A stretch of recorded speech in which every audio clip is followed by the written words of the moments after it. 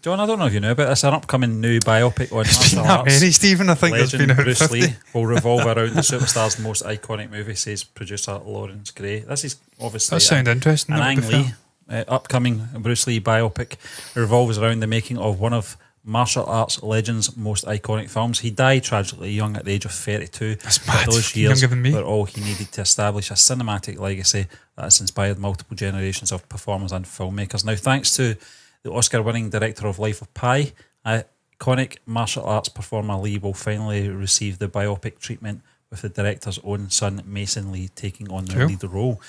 The title of this upcoming biographical film has not been unveiled, but at least one other important detail of the film has now been revealed. They better not call it something with dragon in it. Speaking to Collider, producer Lawrence Gray spoke about working with director Lee to settle on a structure for the movie and said it was largely focused on a particular period of its subject's life, revolving mostly around the making of Lee's most iconic film, Enter the Dragon.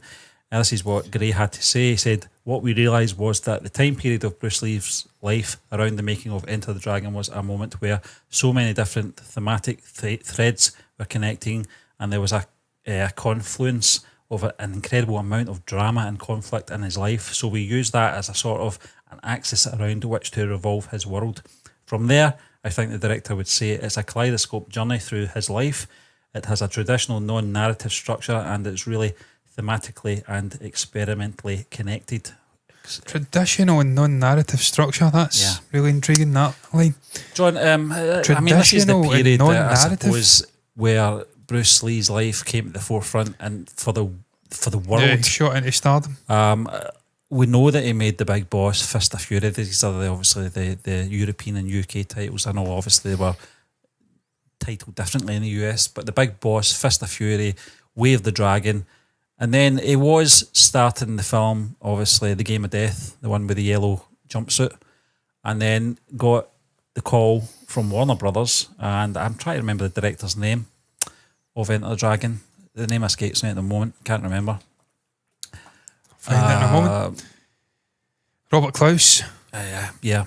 Robert Klaus. How cool was Jim Kelly, by the way? Yeah. Cool was that guy? He got the call to, come to Hollywood. We want to make this film. You, John Saxon, Jim Kelly, and the likes, and we're going to do this. It's going to be a big budgeted film, and they had to put The Game of Death on hold. Never returned to it, John. Which is a shame. Sadly, obviously, Bruce passed away a week before the film's world premiere. Never even got to see the success of the film, which is tragic. It always saddens me. Big Bruce Lee fan, both of us, John. Yeah, he's and incredible guy. Enter the Dragon is, as much as it's not the most complex storyline. It's detective, martial art, sort of investigative, sort of investigating the death of his sister on this island, exposing Han and his tournament and what it all is. It's just a big charade to obviously hide his sort of drugs empire. I mean, it's not really rocket science, the storyline, John, but one thing it did have was a lot of charisma thanks to this man. His screen presence was fantastic, and I always wonder what would have became of Bruce Lee after Enter the Dragon and its success. But because all accounts, John, the film wasn't successful because of his death. It was going to be the first world sort of, I don't know what you'd call it, but most martial art films came out of Hong Kong or the Far East. This was going to be the first sort of Western martial arts film. Also had the concept of Kung Fu. This was the David Carradine TV series. Oh, Stephen, I mentioned him all the time. And Carradine got the role. Not for the best, I have to stress. For, obviously, there was racist reasons, let's be honest. That still confuses me to this day, how a guy who was, by all accounts, I think he was like Irish or something. Well, Irish-American. He was Caucasian, wasn't he? Yeah. Playing a wasn't he? Chinese character. David Carradine was in Kill Bill, wasn't he? Yeah. He was Bill. Bill. Yeah, he was definitely, wasn't fucking, I tell you what, he wasn't Chinese, that's for damn sure. David Carradine. Yeah. I'm pretty sure he was of Irish stock. He was from Los Angeles, first and foremost, but I'm pretty damn sure. We're not going to click on cause of death, because that's something I speak about. I'll tell you something, Carradine, John, for all I thought he was great in Kill Bill. He was a great actor, he was. Yeah, good presence. that kind of old school Clint Eastwood style of presence on screen, you know, and he certainly had that. Was he fucking Irish? If I just made that Irish thing, primarily of Irish descent, there you go, I was right. Yeah. I know a lot about David Carradine, I have to stress. But yeah, I mean, where would it have taken the character after that if it was like a sort of once upon a time in Hollywood thing where it didn't happen? The death, I think it went on, Stephen, to even greater stardom. The guy's legacy. Yeah. I mean, he died at 32. What was it, 1973? It's been 50 years, John. 50 years since he passed, and his legacy is still there. He's still on the lips of many, many people. And to me, he's still, maybe outside of Schwarzenegger, got the greatest physique of all time. I think in terms of sheer functionality, he's got the undisputed greatest physique. I think the only guy in current day... That's the best description, John. You just say functionality, because he adapted... He built himself for what he wanted to use his body as a tool, and he studied greatly into which muscles were required, what they did. Johnny had the physique. He had the physique of a guy 10 years younger than him. Yeah, he was. I think somebody said that. I think it was a doctor that said that. A physician said he had the physique of a man in his early 20s. What was that famous? I read a famous article. It was an actress walking on the set of, it may have been Enter the Dragon. Yeah. And she actually asked to touch his bicep, and he let her. Yeah. And she says it was like warm marble. Yeah. Yeah. And I love that descriptive term, warm marble. Solid, rock solid, very little body fat. The only guy that comes close today is Conor McGregor, but he's juicing. He's juicing like fucking crazy. So he's not authentic. This guy never juiced in his life. No chance.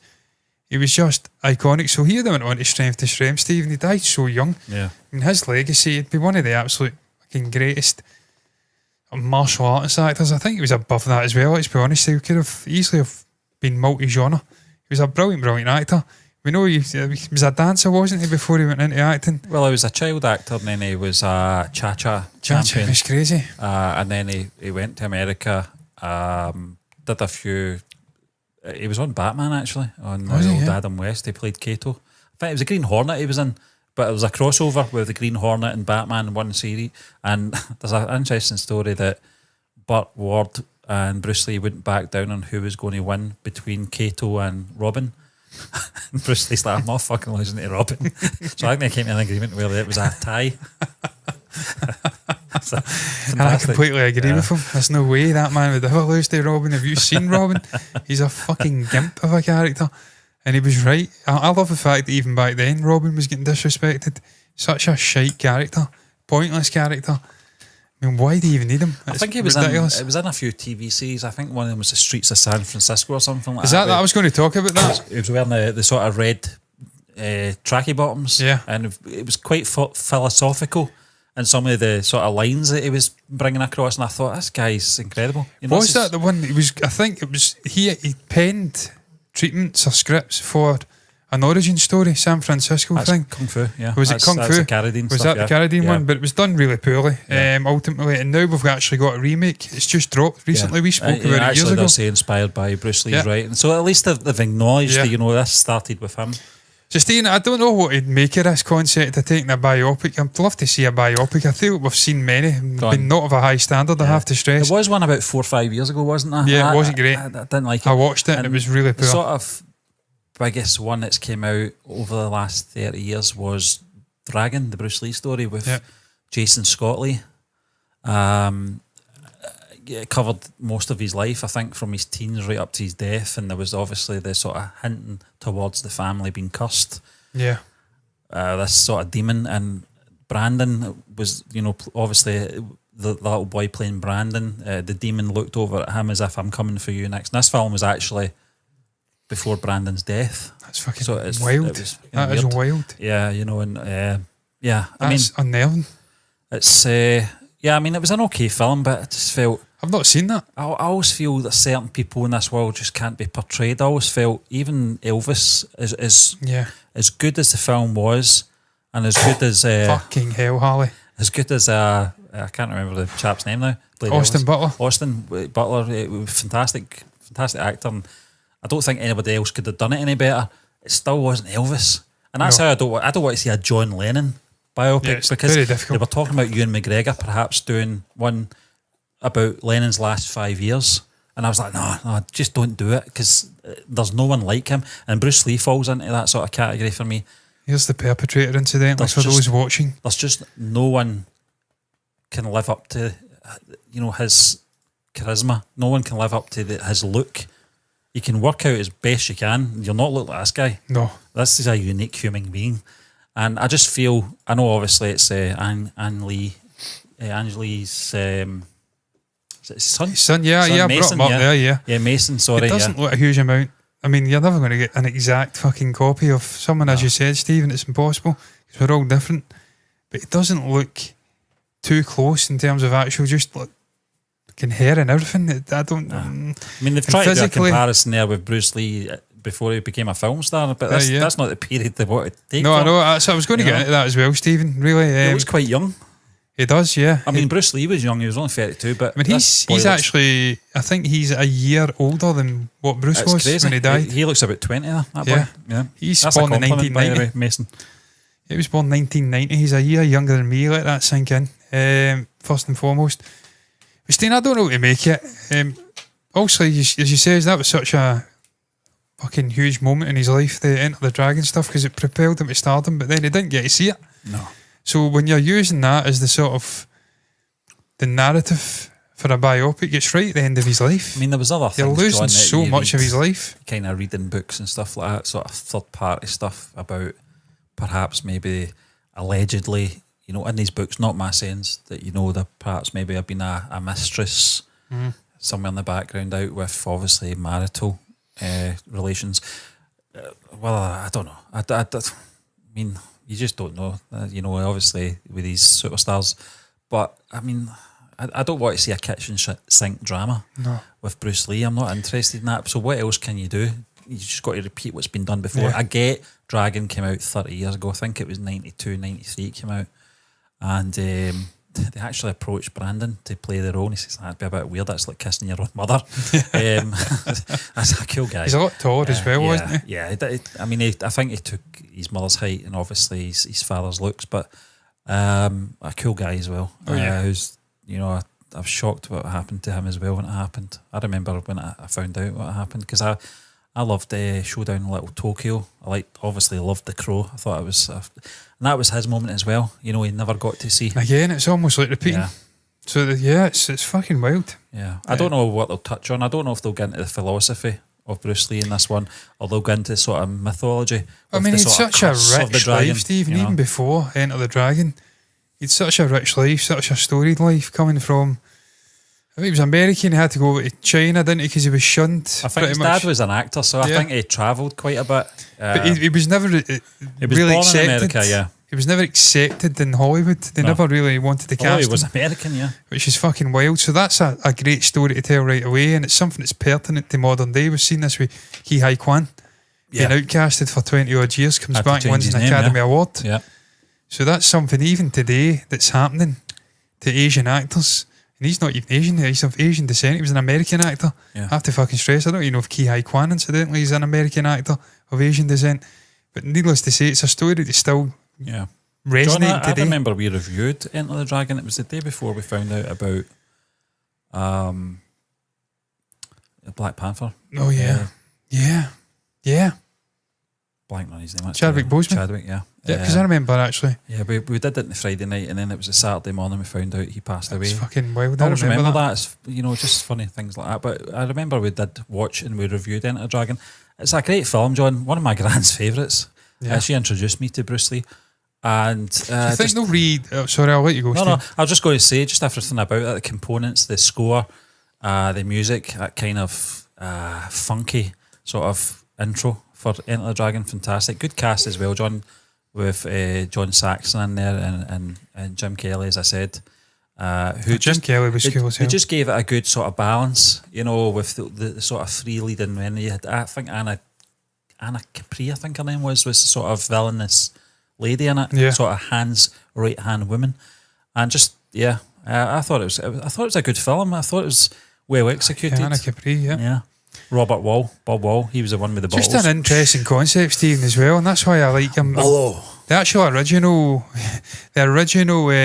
concept for Game of Death Yeah. But it was all these different fighting styles and Pagoda, different sort of characters he was encountering. Yeah. That's what Enter the Dragon was like. It was this tournament with all these different styles, meshing and seeing who would come out victorious. One of the things I loved about also with the criminality underneath. They were all in uniform, white or yellow. I think it was yellow, sorry. I think they were all in yellow. Bruce Lee wore his own sort, I think it was like navy blue, similar to your Scotland top there, John. It was like kind of the high almost collar. like a, what do you call that collar? Like the sort of Beatles I know what Pierre you're talking, Cardin sort of collarless. That was what it was like, you know.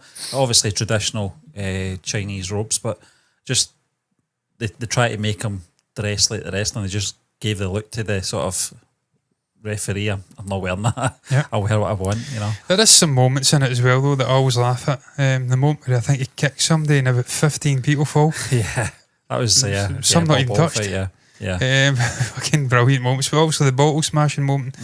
That little guy just not backing down. Fucking epic. When he's forced to kill him, you can actually see how good an actor he is in that moment. The anguish in his face. Yeah. But he has to do it because the guy. As well, I think he's responsible for his sister's death, so there was a bit of revenge, but remorse as well at the same time. And I think the best line in that film for me is during that sequence when Bob Wall hits the board, punches through it, and Bruce Lee's retort is "Board, don't hit back." In other words, I'm going to smash you. I'm going to fucking batter you, my man. He was such a fucking incredible figure, an incredible actor, incredible martial artist who's still resonating today's team. And I think it was actually a guy who some level of connection to Bruce Lee trained in Glasgow, wasn't there? Yeah, pretty sure there was. Jeet Kune Do school, yeah. And it's crazy that even the fucking shit kickers in Glasgow were getting trained in the ways of Bruce Lee 30, 40, 50 years later. I mean, in my youth, John, I was wanting to learn Jeet Kune Do, but I think the classes were just far too dear. It'd be a great thing to learn. Very unique, and Stephen, you talk about trailblazing. The guy was basically doing MMA. Yeah, well, he created 50 fucking years ago. He created his own martial art. But it was mixed martial arts. It was taking all these different concepts. Fist or whatever it's called, He correctly realised or recognised that kung fu and things like that were too restrictive, and you had to take the best aspects and also rub people up. Yeah. I mean, so there's so much to tell. Karate and Chinese boxing and took all the best elements and combined it into one. And it get blow back fluid, though. And then he was teaching foreigners, obviously, and that get blow back. Yeah. There's so much to tell with this guy's life. Yeah. Which is why I'm conflicted when you're saying we've got a biopic that will revolve around Enter the Dragon, because that takes place way later in his life, and there's so much story to tell this guy. I think Ang. It's Ang Lee, isn't it? Ang Lee, yeah. I'm thinking Ange. He's posted, God blue, Willie. I think he's going for the more sort of scandalous approach, the sort of shock with obviously personal life and obviously death. Yeah. Which I suppose that's what the populace will probably want to see. Sadly. Hello, Matty boy, incidentally. Hello. You've come in late, Matty. Yeah. But better late than never. But I bet Matty was a big Bruce Lee fan as well. Back I in the don't day. know. Judging, I know his brother was. I think yeah. His brother was in better shape than Matty. I think Matty will agree with that. Yeah. Yes, Francis was very much into Bruce Lee. He had the nunchucks, I think. He was picking chairs up with one hand. He was running with the sweatsuits on and shit like that. Yes, I know, yes, I was. I thought you were more into Colin Montgomery, judging on the looks of him. Now on 20 minutes. Now on 20 minutes. Fucking mad, isn't it? It's that's like 40 minutes each topic. God, that's going to be a good clip. It is, yeah. John, black belt. He was a black belt. Yeah, he was. And he's still, I don't know if he's got it now, to be fair. But he's, But I want to see his Beatles quiz, so we'll crack onwards, shall we say. Onwards and upwards. But I'm looking forward to seeing another story getting told about Bruce Lee. The guy is, much like the Beatles, just hugely influential. Yeah. Part of pop culture. He seems to just, what's the word again? He ascends, is that the right word? I don't know. Sort of generational pop culture. He's there and he's always there as a figure. I think as well, John, although I might not be as excited as I once was about seeing another Bruce Lee biopic, but one of the good things that will come out of this, it's a generation thing. A new generation will be introduced to this man, and that's all that counts really.